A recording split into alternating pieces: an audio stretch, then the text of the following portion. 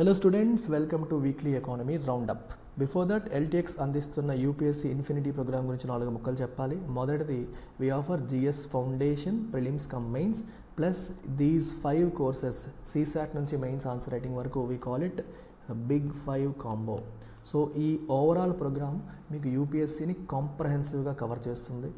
And మీకు మన classes ఎలా ఉన్నాయో తెలియాలి అంటే ఒక ఫ్రీ డెమో అనేది చూడండి. నేను ఎప్పుడు స్ట్రాంగ్గా రికమెండ్ చేస్తాను, కంప్లీట్ యాప్ యాక్సెస్ తీసుకొని ప్రతి సబ్జెక్ట్ని కెలికి మరీ చూడండి. మీకు 100% నచ్చితేనే జాయిన్ అవ్వండి. ఓకే, ఈ నెంబర్కి మీరు కాంటాక్ట్ చేయొచ్చు ఫ్రీ డెమో కోసం. ఆఫ్లైన్ క్లాసెస్ వైజాగ్లో అందుబాటులో ఉన్నాయి, క్లాసెస్ ఆన్లైన్లో కూడా మీకు అందుబాటులో ఉన్నాయి. ఫీ చాలా అఫోర్డబుల్గా ఉంటుంది. మ్యామ్కి కాల్ చేస్తే ఫీ వివరాలు అనేవి మీకు తెలియజెప్తారు. మీకు స్టేట్ ఎగ్జామ్స్ అన్నీ కాంప్లిమెంటరీగా కావాలన్నా కూడా ఒక ఆఫర్ ఉంది, అది కూడా మేడం మీకు చెప్తారు. So call this number and find out all the details.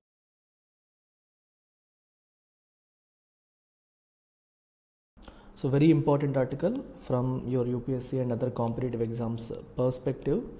At WTO, India seeks permanent solution. At WTO, India seeks permanent solution for public stock holding. Very important. So world trade organisation దగ్గర India ఒక permanent solution కోరుకుంటుంది. దేనికి? For its public stock holding programme. మీ అందరికీ తెలుసు, India అగ్రికల్చర్లో చాలా సబ్సిడీలు ఇస్తుంది. సో కానీ WTO రెగ్యులేషన్స్ ప్రకారం ఒక ప్రభుత్వం అగ్రికల్చర్కి ఇచ్చే సబ్సిడీస్ అనేవి, if it is a developing country, that subsidy should not exceed 10% of the total value of production. మీరు ఇక్కడ గమనించవచ్చు, ఈ ఇమేజ్లో ఇది WTO నుంచి సోర్స్ చేసిన ఇమేజ్. మీరు ఒకసారి ఇక్కడ చూడండి. De minimis level or minimal amount of domestic support is allowed even though they distort trade. అవి ట్రేడ్ని డిస్టార్ట్ చేసినప్పటికీ మినిమల్ సపోర్ట్ అనేది మేము అలౌ చేస్తాము. డెవలప్డ్ కంట్రీస్ విషయంలో అయితే మినిమల్ సపోర్ట్ ఏమో 5% of the value of production, developing countries అయితే 10% in the case of developing countries అని వరల్డ్ ట్రేడ్ ఆర్గనైజేషన్ చెప్తోంది. అంతకంటే మీరు ఎక్కువ సబ్సిడీస్ ప్రొవైడ్ చెయ్యవద్దు. దానివల్ల అంతకంటే ఎక్కువ మీరు సబ్సిడీస్ ప్రొవైడ్ చేస్తే ట్రేడ్ డిస్టార్షన్ జరిగే అవకాశం ఉంటుందని వరల్డ్ ట్రేడ్ ఆర్గనైజేషన్ యొక్క వాదన. అయితే ఇక్కడ మీరు 2 విషయాలు గమనించాలి. ట్రేడ్ డిస్టార్షన్ అంటున్నాం. What is the meaning of trade distortion? కాన్సెప్చువల్గా కూడా యూ నీడ్ టు అండర్స్టాండ్. అసలు ట్రేడ్ అంటే అర్థం ఏంటి? మనకి ఎక్స్పోర్ట్లు ఇంపోర్ట్లు ఈ రెండింటిని కలిపి మనం చెప్పి ట్రేడ్ అని చెప్పి అంటాం. డిస్టార్షన్ అంటే అర్థం ఏంటి? ట్రేడ్ నార్మల్గా ఎలా జరగాలి? నార్మల్గా ట్రేడ్ అనేది ఎవరు ఎక్కువ మంచి టెక్నాలజీని ఉపయోగించి మంచి కాంపిటేటివ్ ప్రొడక్షన్ టెక్నిక్స్ వాడి తక్కువ ప్రైస్కి మంచి క్వాలిటీ ప్రొడ్యూస్ చేయగలుగుతారో వాళ్ళ ప్రొడక్ట్ ప్రపంచంలో చాలా చోట్లకి ఎక్స్పోర్ట్ అవుతుంది. అంతే కదా, అది నార్మల్. కానీ ఆ ప్రొడక్షన్లో ప్రభుత్వం చాలా సబ్సిడీలు ఇచ్చేసి వాళ్ళ ప్రొడక్షన్ కాస్ట్ని తగ్గించేసి దానివల్ల ప్రొడక్షన్ కాస్ట్ తగ్గింది అనుకోండి, అలా వచ్చేది మంచిది కాదు కదా ఓవరాల్ ఎకానమీకి. మీరు ఒకసారి ఒక చిన్న ఎగ్జాంపుల్ చెప్తాను చూడండి. ఇక్కడ ఇండియా ఉంది, ఇక్కడ థాయిలాండ్ ఉంది అనుకోండి ఎగ్జాంపుల్కి.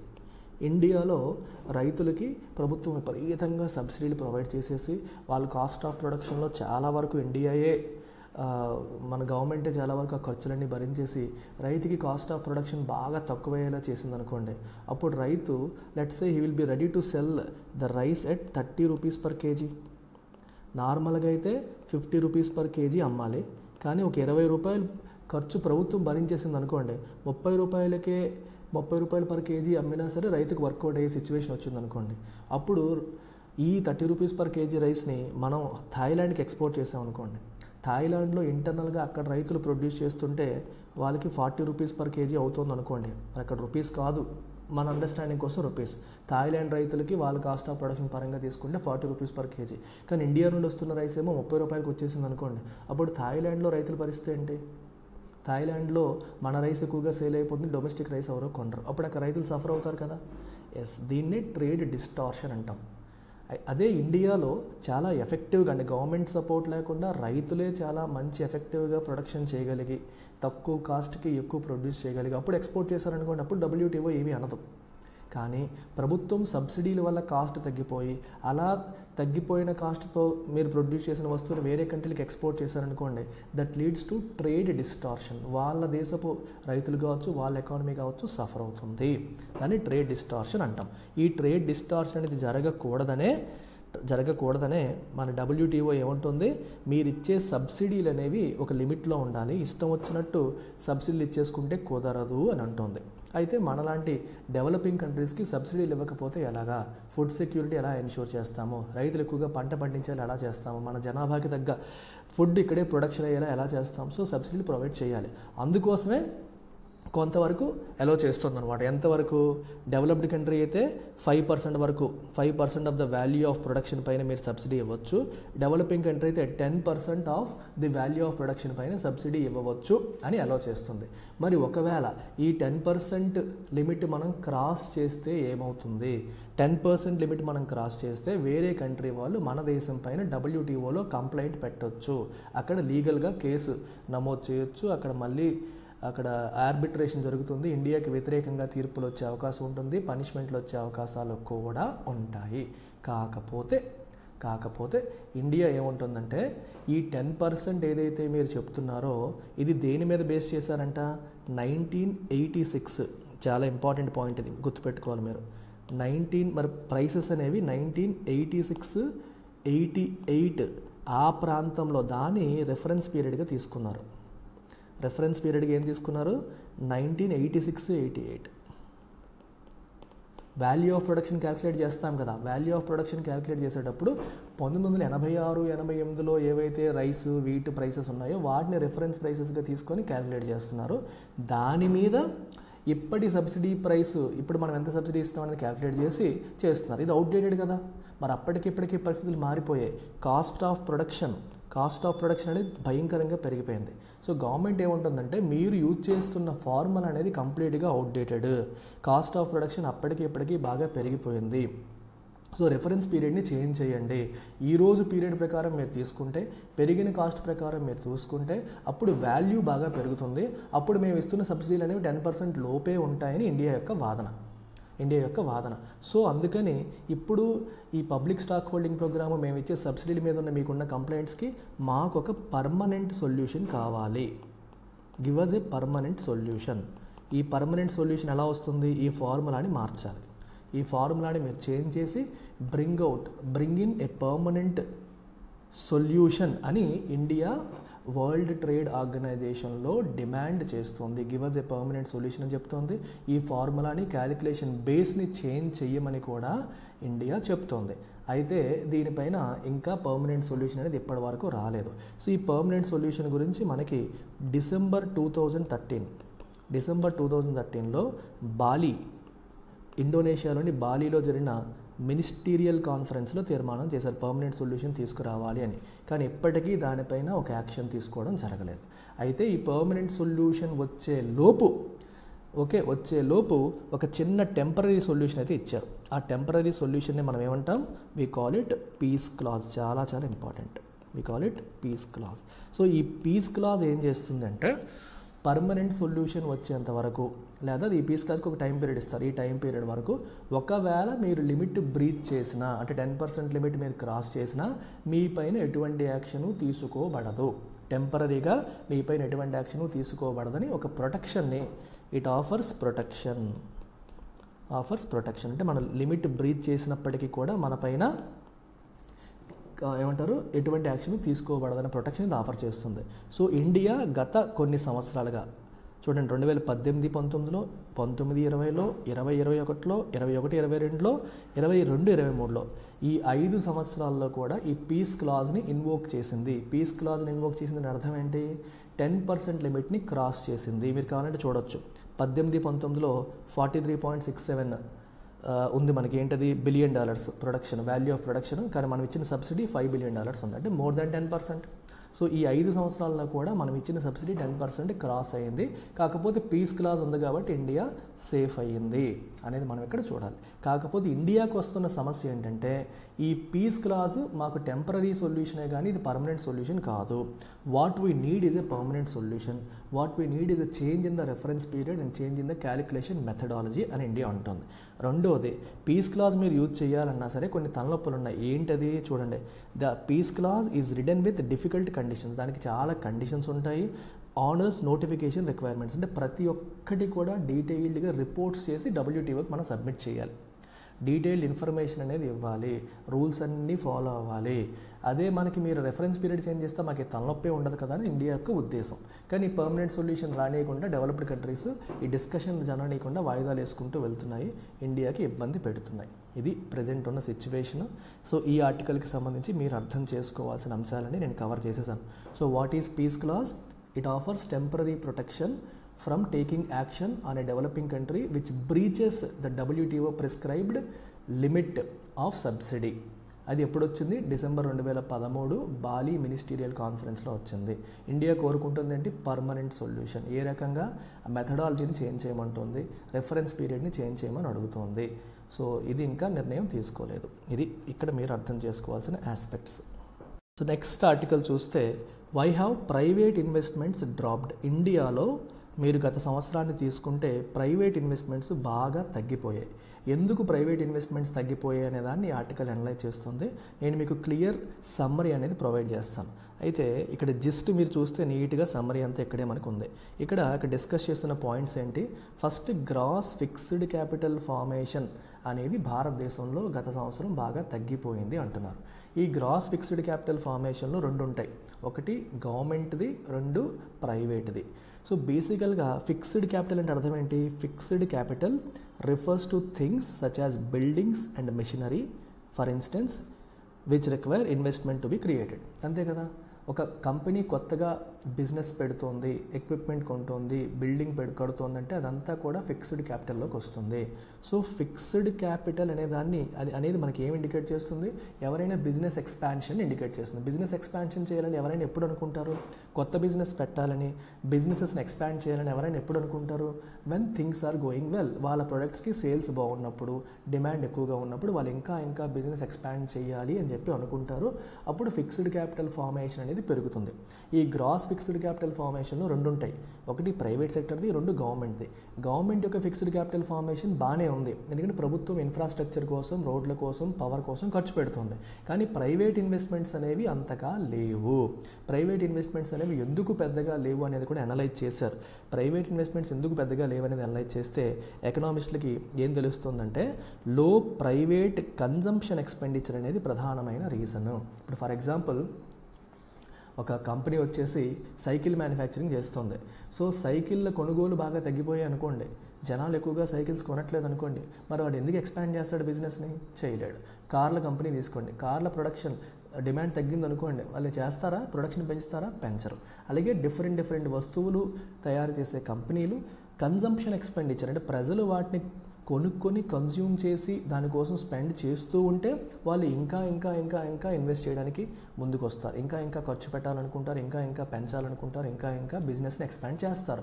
కానీ లో కన్జంప్షన్ ఎక్స్పెండిచర్ వల్ల ప్రజలు ఎక్కువగా కన్జంప్షన్ కోసం ఎక్స్పెండిచర్ చేయకపోవడం వల్ల అది లో ప్రైవేట్ ఇన్వెస్ట్మెంట్కి దారితీస్తుంది. సో కంపెనీస్ కూడా ఎక్కువగా ఇన్వెస్ట్మెంట్ చేయట్లేదు అనేది చెప్తున్నారు. So that is the primary reason behind the failure of private investment to pick up over the last decade and particularly since the onset of pandemic వచ్చినప్పటి నుంచి ఆ పరిస్థితి అలా ఉండడానికి ప్రధానమైన కారణం ఏంటంటే కన్జంప్షన్ ఎక్స్పెండిచర్లో గ్రోత్ పెద్దగా లేకపోవడము.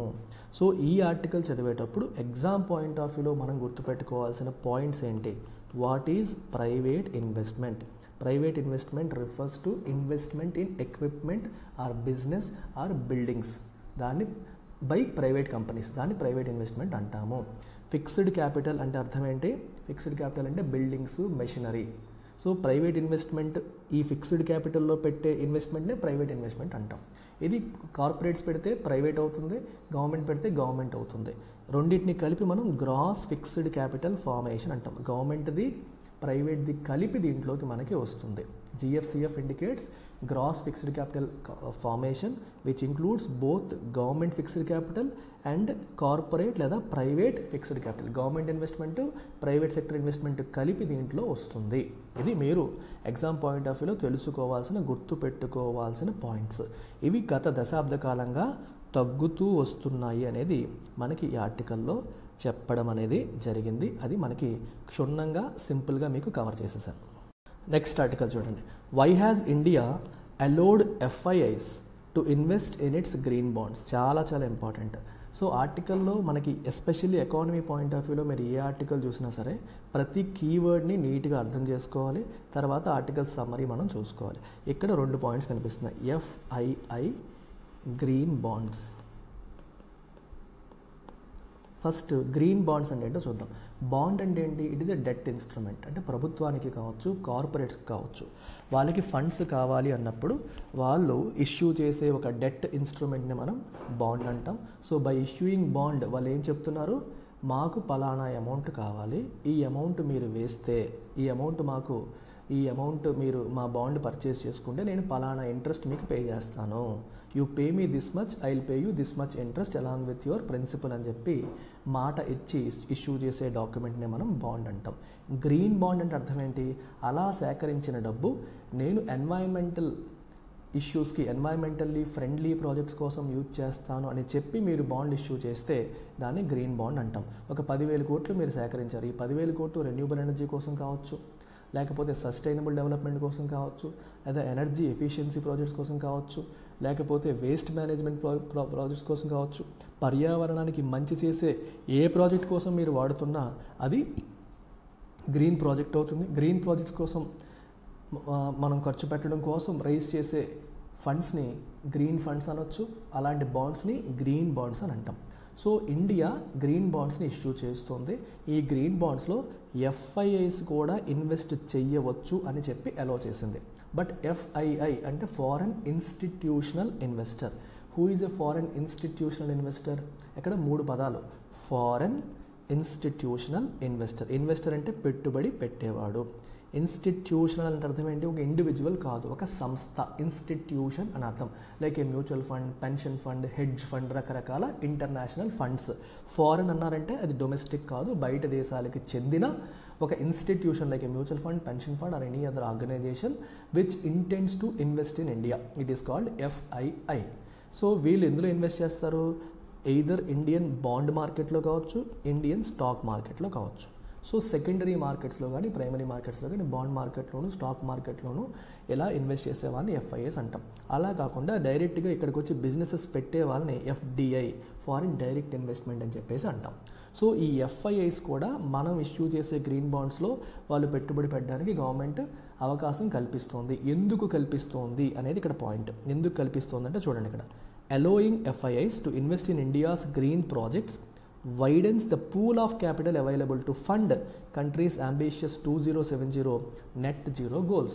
ఇండియా 2070 కల్లా నెట్ జీరోకి వెళ్తానని చెప్పి ఒక టార్గెట్ పెట్టుకుంది. అంటే ఏంటి? కార్బన్ ఎమిషన్స్ జీరో అయిపోవాలి. అంటే నెట్ కార్బన్ జీరో అయిపోవాలంటే మనం కార్బన్ ఎంత అబ్జార్బ్ చేస్తున్నామో, ఎంత ఎమిట్ చేస్తున్నామో ఓవరాల్గా తీసుకుంటే అది జీరో అయిపోవాలి. ఎందుకంటే మన ఫారెస్ట్ కవర్ వల్ల, ఇలాంటి వాటి వల్ల మనం కొంత కార్బన్ అబ్జార్బ్ చేస్తాం కూడా. ఇలాగే ఇండస్ట్రీస్ కార్బన్ని ప్రొడ్యూస్ చేస్తాయి కూడా. ఓవరాల్గా నెట్ అనేది జీరో 2070 కల్లా మేము జీరో చేస్తామని ఇండియా కమిట్మెంట్ ఇచ్చింది. మరి అది జరగాలంటే we have to invest in lot of green projects.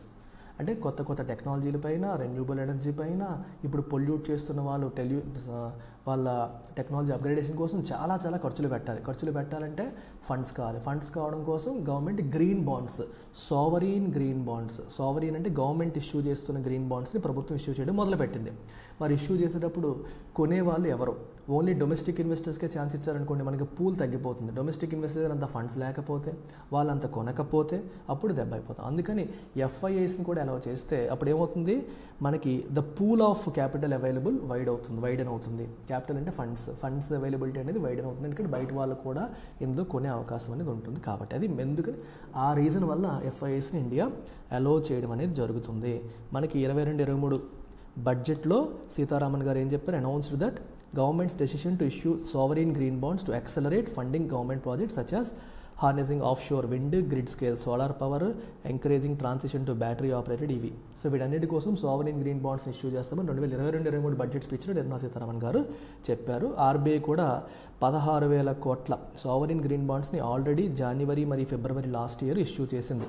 With maturities 2028, 2033. 2028లో mature అయ్యేది ఒకటి, 2033లో మెచ్యూర్ అయ్యే ఇంకొక బాండ్ని RBI లాస్ట్ ఇయర్ ఇష్యూ చేసింది. ఇకపై కూడా చాలా ఇష్యూ చేస్తుంది. వాటిల్లో FIIs కూడా పార్టిసిపేట్ చేయడానికి ఇప్పుడు అవకాశాన్ని కల్పిస్తున్నారు అనేది మనం ఇక్కడ గుర్తుపెట్టుకోవాల్సిన అంశం.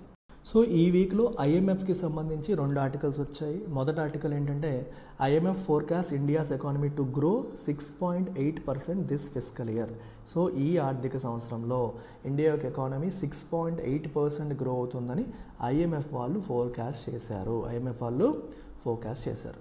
సో 6.8% గ్రో అవుతుందని ఎప్పుడు ఈ ఫిస్కల్ ఇయర్ అంటే 2024-25 ఫిస్కల్ ఇయర్లో ఇంత గ్రో అవుతుందని చెప్పేసి వాళ్ళు చెప్తున్నారు. ఇది ఎందులో చెప్పారంటే వరల్డ్ ఎకనామిక్ అవుట్లుక్ ఏప్రిల్ 2024 వాళ్ళు రిలీజ్ చేశారు. వరల్డ్ ఎకనామిక్ అవుట్లుక్లో భాగంగా ఇండియన్ ఎకానమీ గురించి వాళ్ళు చెప్పారు. వరల్డ్ ఎకానమీ కూడా రిమార్కబుల్లీ రెసిలియంట్, వరల్డ్ ఎకానమీ కూడా చాలా స్ట్రాంగ్గా ఉంది, అంటే దెబ్బలు తగులుతున్నప్పటికీ తట్టుకోగలుగుతుంది, కానీ ఛాలెంజెస్ ఉన్నాయి అని వాళ్ళు చెప్పడం అనేది జరిగింది. మన గ్రోత్ ఫోర్కాస్ట్ ఇప్పుడైతే ఈ ఫైనాన్షియల్ ఇయర్కి 6.8, నెక్స్ట్ ఫైనాన్షియల్ ఇయర్కి 6.5% ఉండబోతోంది అని చెప్పడం జరిగింది. గ్లోబల్ ఎకానమీ పరంగా తీసుకున్న చాలా రెసిలియంట్గా ఉంది అని చెప్తున్నారు. గ్రోత్ అనేది స్టడీగా ఉంది, ఇన్ఫ్లేషన్ చాలా వరకు కంట్రోల్ అవుతుందని చెప్పారు. And had defied expectations of stagflation and global recession. మనం గ్లోబల్ లెవెల్లో రిసెషన్ వస్తుందని చెప్పి అనుకున్నాము, కానీ అది రాలేదు. స్టాగ్ఫ్లేషన్ వస్తుందని కూడా ఎక్స్పెక్ట్ చేశారు, కానీ రాలేదు. What is stagflation? A combination of stagnation, inflation and high unemployment.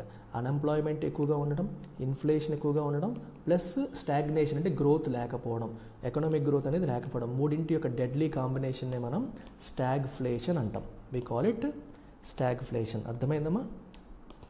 So that is stagflation. Okay, గుర్తుపెట్టుకోండి. నెక్స్ట్ ఇంకా ఏం చెప్పారు? ఎందుకంటే పోస్ట్ పాండమిక్ సప్లై డిస్రప్షన్స్ వల్ల, రష్యా యుక్రెయిన్ వార్ వల్ల, ఆ తర్వాత ఈ మధ్యన ఇజ్రాయెల్ హమాస్ వార్ వల్ల and subsequent energy food crisis వల్ల ఇలాంటి ప్రాబ్లమ్స్ వస్తాయని అనుకున్నారు. కానీ లక్కీగా ఆ పరిస్థితి లేకుండా ఎకానమీలన్నీ కూడా గ్రో అవుతున్నాయి, బాగానే ఉన్నాయి, అనుకున్నంత స్కేరీగా లేవు అని చెప్పి వరల్డ్ ఎకానమీ గురించి ఐఎంఎఫ్ చెప్పింది. అలాగే ఇండియన్ ఎకానమీ కూడా 6.8% గ్రో అవుతుందని కూడా చెప్పింది. మీకు ప్రతి వారం న్యూస్లో కొన్ని ఇంపార్టెంట్ వరల్డ్ ఆర్గనైజేషన్స్ ప్రొజెక్షన్స్ ఇస్తూ ఉంటాయి. వాటి గురించి నేను చెప్తున్నాను. లాస్ట్ వీక్ కొన్ని చెప్పాను, ఈ వీక్ కొన్ని చెప్పాను. వాళ్ళ ప్రొజెక్షన్స్ అన్నీ నోట్ చేసుకోండి. ఎస్పెషల్లీ గ్రూప్ 2 ఆస్పిరెంట్స్ దగ్గరలో ఎగ్జామ్ ఉంది కాబట్టి ఫ్యాక్చువల్ క్వశ్చన్స్ గ్రూప్ 2లో అడుగుతారు కాబట్టి ఐఎంఎఫ్ ప్రొజెక్షన్ ఎంత, వరల్డ్ బ్యాంక్ ప్రొజెక్షన్ ఎంత అని అడగొచ్చు. సో ఇవన్నీ మీరు నోట్ చేసుకోవాలి. అలాగే ఐఎంఎఫ్ ఇంకో మాట కూడా చెప్పింది, ఇది UPSC point of view important. India must invest more in education, health to tap demographic dividend. ఇండియాలో డెమోగ్రాఫిక్ డివిడెండ్ అనేది చాలా సాలిడ్గా ఉంది. డివిడెండ్ అంటే బెనిఫిట్, ఒక అడ్వాంటేజ్ అని అర్థం. డెమోగ్రాఫిక్ అంటే డెమోగ్రఫీ అంటే ఒక సర్టెన్ ప్యాటర్న్ ఆఫ్ పాపులేషన్ వల్ల మనకు కొన్ని బెనిఫిట్స్ ఉన్నాయి. ఏంటది? ఏదైనా పాపులేషన్లో మనకి ఓల్డ్ పీపుల్ బాగా ఎక్కువ ఉన్నారనుకోండి, అది ఆ ఎకానమీకి అంత మంచిది కాదు. ఎందుకంటే old people require care. So ప్రభుత్వం వాళ్ళకి హెల్త్ కోసం కావచ్చు, వేరే దాని కోసం కావచ్చు చాలా కేర్ తీసుకోవాలి, ఖర్చు అవుతుంటుంది. ఓల్డ్ పీపుల్ ఎకానమీకి ఎక్కువగా కంట్రిబ్యూట్ చేయలేరు. ఎందుకు కంట్రిబ్యూట్ చేయలేరు? వాళ్ళకి ఎనర్జీ ఉండదు, టైం ఓపిక ఉండదు కాబట్టి. కానీ ఇండియాలో తీసుకుంటే యూత్ పర్సంటేజ్ చాలా ఎక్కువ ఉంది పాపులేషన్లో. యూత్ ఎక్కువగా ఉన్నారు కాబట్టి ఇండియాకి ఒక డెమోగ్రాఫిక్ డివిడెండ్ ఉందని మనం చెప్పొచ్చు. They can contribute the growth of the economy. వాళ్ళు కష్టపడతారు, ఎకనామిక్ గ్రోత్కి సహకరిస్తారు. ఓకే, ఎకనామిక్ గ్రోత్కి సహకరించి ఎకానమీ బాగా గ్రో అవ్వడానికి, గుడ్స్ అండ్ సర్వీసెస్ ప్రొడ్యూస్ అవ్వడానికి, జీడిపి గ్రో అవ్వడానికి సహకరిస్తారు. మరి కాకపోతే ఆ డెమోగ్రాఫిక్ డివిడెండ్ మనం ఉపయోగించుకోవాలంటే మనం ఏం చేయాలి? వాళ్ళకి రిక్విజిట్ స్కిల్స్ ఉండాలి. ఆ స్కిల్స్ మనకి ఎక్కడి నుంచి వస్తాయి? ఎడ్యుకేషన్. సో అందుకే ఇండియా ఏం చేయాలి? ఎడ్యుకేషన్ పైన ఎక్కువగా ఇన్వెస్ట్ చేయాలి. ప్లస్ ఎడ్యుకేషన్ అంటే సరిపోతుందా? ఆరోగ్యం కూడా ఉండాలి. సో హెల్త్ పైన, ఎడ్యుకేషన్ పైన ఎక్కువగా ఇన్వెస్ట్ చేయడం ద్వారా ఈ డెమోగ్రాఫిక్ డివిడెండ్ మనం ట్యాప్ చేయాలి అని ఐఎంఎఫ్ వాళ్ళు చెప్తున్నారు. So India must invest more on skill building. ప్రజల యొక్క స్కిల్ బిల్డింగ్ పైన ఫోకస్ చేయాలి. హెల్త్ పైన, న్యూట్రిషనల్ డెఫిషియన్సీస్ లాంటివి లేకుండా చూడడం కోసం ప్రయత్నం చేయాలి. లేకపోతే ఏమవుతాయంటే మనకున్న డెమోగ్రాఫిక్ డివిడెండ్ మనం స్క్వాండర్ చేసుకున్నట్టు, అంటే మనం వేస్ట్ చేసుకున్నట్టు అవుతుంది. ఆల్దో ఎంతమంది యూత్ పనిచేయడానికి సిద్ధంగా ఉన్నా వాళ్ళకి సరైన అవకాశాలు మనం ఇవ్వలేకపోవచ్చు, లేదా అవకాశాలున్న వినియోగించుకునే స్కిల్స్ వాళ్ళకి లేకపోవచ్చు. వాటన్నిటికీ కారణం ఏమవుతుంది? ఇండియాయే కారణం అవుతుంది. So we need to spend more time and effort and money on education and health of our youth so that we can tap into demographic dividend అని IMF ఇంటర్నేషనల్ మానిటరీ ఫండ్ చెప్తోంది. So at another organisation Indian economy గురించి projection ఇచ్చింది, UNCTAD. What is UNCTAD? The UN trade and development. ఓకేనా. వీళ్ళు Indian economy 24-25 ఆర్థిక సంవత్సరంలో 6.5% grow అవుతుందని చెప్పి ప్రొజెక్షన్ చేస్తున్నారు. ఇప్పుడే చెప్పాను మీకు, IMF వాళ్ళు 6.8% అని చెప్తే వీళ్ళు 6.8% గ్రో అవుతుంది అని వీళ్ళు చెప్పడం అనేది జరుగుతుంది. ఓకేనా, రైట్. వాళ్ళు 2023లో 6.7% గ్రో అయ్యారు, 24లో 6.5% గ్రో అవుతారు, అండ్ ఫాస్టెస్ట్ గ్రోయింగ్ మేజర్ ఎకానమీగా ఉందని వాళ్ళు చెప్పడం జరుగుతుంది. So just remember the facts. Important organization చెప్పేవన్నీ కూడా కొంచెం నోట్ చేసుకోండి, లేటెస్ట్గా వచ్చేవన్నీ అప్డేట్ చేసుకోండి, సరిపోతుంది. ఇంతకుమించి ఈ ఆర్టికల్లో మనకి చదువుకోవడానికి నేర్చుకోవడానికి ఇంకా ఏమీ లేదు. ఓకేనా.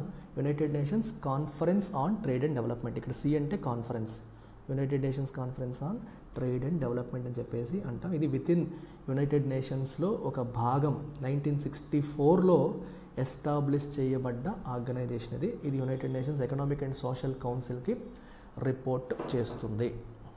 సో ఈ ఆర్టికల్ చూడండి. ఈ ఆర్టికల్ ఇంపార్టెంట్ కాదు, కానీ అక్కడ ఒక కీవర్డ్ ఉంది. ఆ కీవర్డ్ పైన మీకు ఎగ్జామ్లో క్వశ్చన్లు అడుగుతారు, అందుకోసమే ఈ ఆర్టికల్ నేను పిక్ చేశాను. Number of unicorns in India startup ecosystem to rise by a fifth in FY25. అసలు యూనికార్న్స్ అని అర్థం ఏంటి? ఫినాన్స్లో యూనికార్న్ అంటే అర్థం ఏంటంటే $1 billion వాల్యుయేషన్ ఉన్న ఆర్గనైజేషన్స్ని, $1 billion వాల్యుయేషన్ ఉన్న ప్రైవేట్లీ హెల్డ్ ఆర్గనైజేషన్స్, అంటే గవర్నమెంట్ IPO రిలీజ్ చేయకుండా ప్రైవేట్లీ హెల్డ్ ఆర్గనైజేషన్స్ని మనం ఏమంటాం? యూనికార్న్స్ అని చెప్పి అంటాం. ఓకేనా. $1 billion వాల్యుయేషన్ ఉండాలి, అప్పుడు అది యూనికార్న్. బైజూస్ ఒకప్పుడు యూనికార్న్, ఇప్పుడు కాదు. $1 billion వాల్యుయేషన్ ఉండింది దానికి, కానీ ఇప్పుడు మళ్ళీ తగ్గిపోయింది. సో అయితే ఇక్కడ ఇంకొక పదాన్ని కూడా చూసారు ఇక్కడ, వెరీ ఇంట్రెస్టింగ్ వర్డ్, సూనికాన్ అంట. సూనికాన్ అంటే అర్థం ఏంటి? అబౌట్ టు బికమ్ యూనికాన్, అంటే యూనికాన్ అవ్వబోతున్నాయి. అంటే వీళ్ళన్నీ ఏ సెగ్మెంట్లో ఉన్నారు? $600 to $930 million ఉన్నాయి. $600 to $930 million అంటే ఇంక $1 billion దగ్గరలో ఉన్నాయి. కొన్ని రోజుల్లో ఇవన్నీ కూడా యూనికాన్స్ అవ్వబోతున్నాయి. యూనికాన్ అవ్వబోతున్న వాటిని ఏమన్నాడు? సూనికాన్స్ అన్నాడు.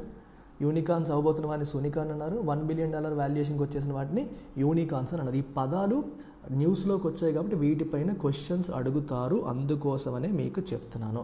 So remember all these things. అలాగే చూడండి, ఫిన్టెక్.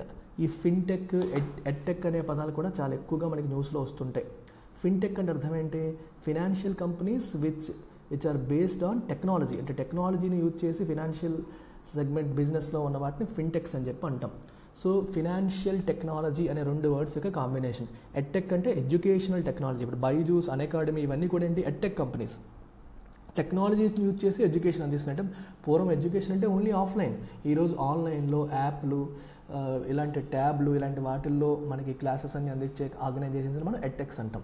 సిమిలర్గా ఫినాన్షియల్ టెక్నాలజీ అనేది ఎలా వస్తుందో చూడండి. ఒకప్పుడు మనకి డిపాజిట్ చేయాలంటే బ్యాంక్ వెళ్ళాలి, విత్డ్రా చేయాలంటే బ్యాంక్ వెళ్ళాలి, ట్రాన్స్ఫర్ చేయాలంటే బ్యాంక్ వెళ్ళాలి. Now you are using Paytm, PhonePe, Google Pay, payment bank అని, స్మాల్ ఫినాన్స్ బ్యాంక్ అని రకరకాలు వస్తున్నాయి. డిజిటల్ ప్రొడక్ట్స్ వస్తున్నాయి.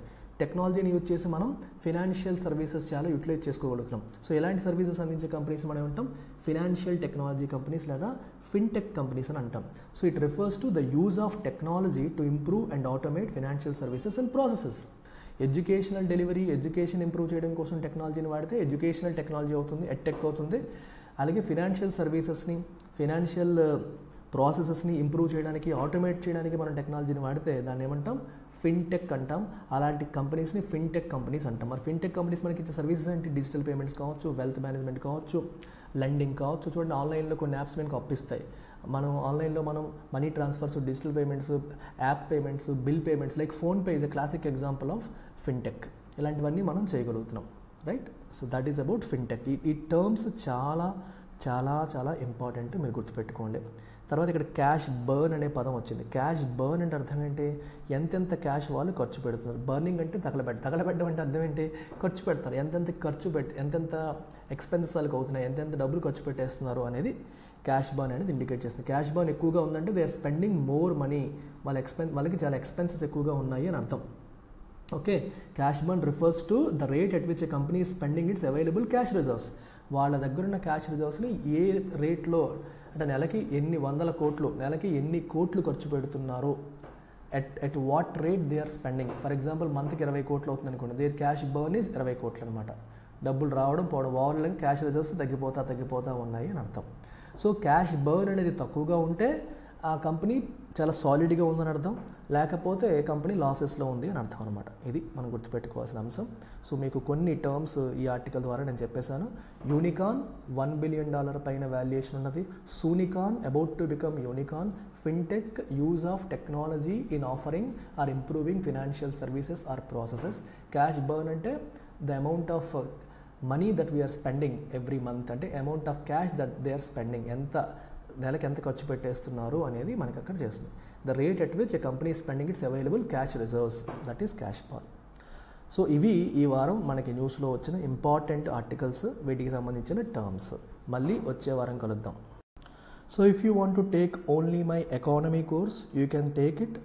ఇండియన్ ఎకానమీ ఫర్ యూపీఎస్సీ, అలాగే ఇండియన్ ఎకానమీ ఫర్ గ్రూప్ 2 కూడా మనకి సెపరేట్గా ఆఫర్ చేయడం అనేది జరుగుతుంది. మీకు ఫీ 5,000 రూపీస్, యూపీఎస్సీకి అయితే 5,000 రూపీస్ అండ్ గ్రూప్ 2కి అయితే 3,000 రూపీస్.